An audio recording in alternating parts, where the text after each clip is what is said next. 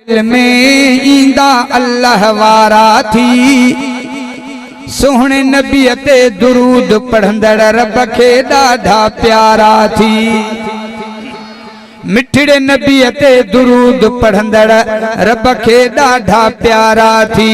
मीलाद वारी महफिल में ईंदा अल्लाह वारा थी। मेरा जवारी महफिल में ईंदा अल्लाह वारा थी। सोहणे नबी ते दुरूद पढ़ंदड़ रब खे ॾाढा प्यारा थी।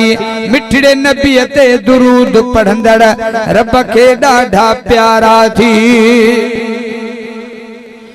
दुरूद दर्दन जी दवा, दुरूद में रब रखी शिफा। मज़ो अचे त चओ सुभान अल्लाह। दुरूद दर्दन जी दवा, दुरूद में रब रखी शिफा। राज़ी थींदो उन ते खुदा, मेटींदो मुंझारा थी। सोहणे नबी ते दुरूद पढ़ंदड़ रब खे ॾाढा प्यारा थी। ॾींहं में जे असर खां पोइ असी भेरा जो दुरूद पढ़े थो।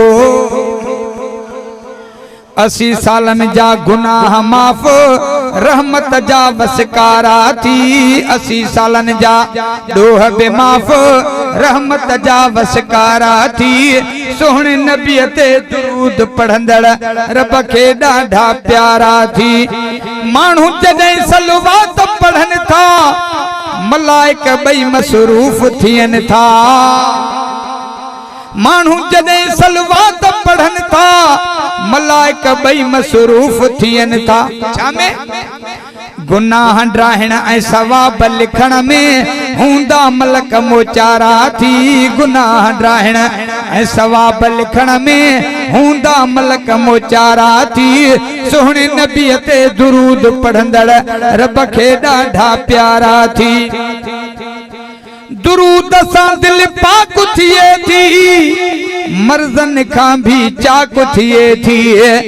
इश्क नबी जो अचे थो अंदर में, मर्तबा मिलंदा सारा थी। इश्क नबी जो अचे थो अंदर में, मर्तबा मिलंदा सारा थी। सोहणे नबी ते दुरूद पढ़ंदड़ रब खे ॾाढा प्यारा थी। धणी बख्शु चाचड़ नात या पढ़ंदो, नात सां गॾु सलवात या पढ़ंदो सल्लल्लाहु अलैहि वसल्लम। धणी बख्शु चाचड़ नात या पढ़ंदो, नात सां गॾु सलवात या पढ़ंदो। नात जे सलवात जे सदके अघियल अदा मूं पारा थी। नात जे सलवात जे सदके अघियल अदा मूं पारा थी।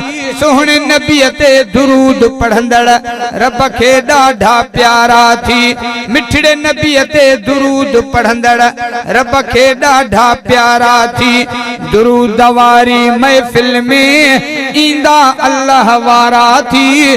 सोहणे नबी ते दुरूद पढ़ंदड़ रब खे ॾाढा प्यारा थी। ओ मिठड़े नबी ते दुरूद पढ़ंदड़ रब खे ॾाढा प्यारा थी।